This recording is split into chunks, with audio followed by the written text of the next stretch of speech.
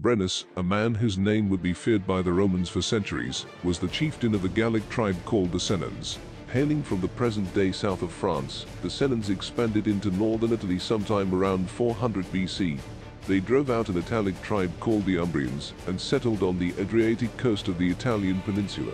At around 391 BC they invaded central Italy, and the displaced local peoples appealed to the Romans for help. The Romans sent 3 emissaries to negotiate with the newcomers. Instead, these 3 Romans were present on the battlefield on the side of a tribe the Sennones were fighting. This was the reason Plutarch says is why Brennus led his people to Rome.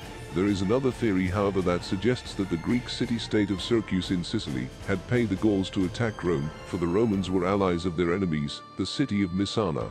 Nevertheless, Brennus met the Romans at the Battle of Allia.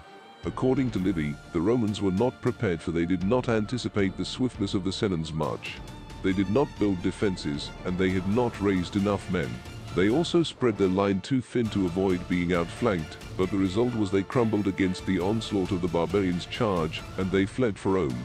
Most of Rome's senators were slaughtered at that battle also. Only a scant 11 miles of road separated Brennus and his men from the Eternal City. Upon entering the city, the Sennones drove back the Romans and captured all the districts of the city save the Capitoline Hill. There, the last Roman defenders remained.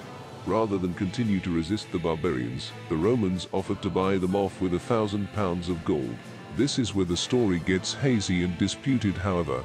According to Livy, a dispute occurred over the use of the weights used to weigh the gold.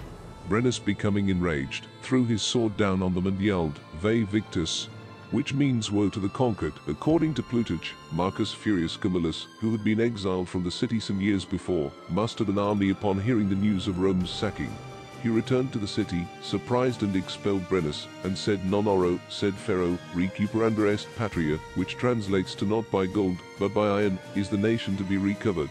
Camillus then pursued Brennus 8 miles outside the city and destroyed what remained of the Sennone force. He was then hailed by his army as the second founder and Romulus of Rome. Livy tells an entirely different story altogether. He says that while besieging the Capitoline Hill, the Sennones were afflicted with disease, and thus took the ransom and left. Very inglorious for both sides indeed, if true. The Roman senator and poet Silius Italicus stated that Hannibal's cavalry commander Crixus was a descendant of the chieftain Brennus.